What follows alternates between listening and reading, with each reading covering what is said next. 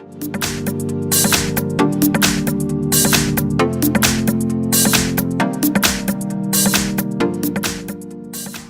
I have Oppo F1 Plus, and let me show you how to check IMEI and serial number on the following device. So at the very beginning, let's start by using your home screen.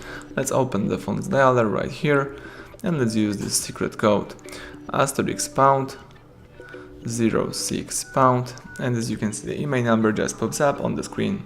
Let's tap OK to close this window, and if you would like to also check IMEI and serial number, you need to use settings. So let's here use the settings icon, scroll down to the bottom of the list, and here you should find and select about phone. So it's right here. Scroll down again.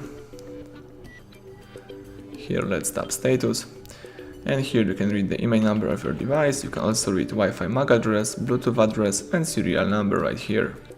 So that's it, everything went well. Thank you for watching. Please subscribe our channel and leave thumbs up under the video.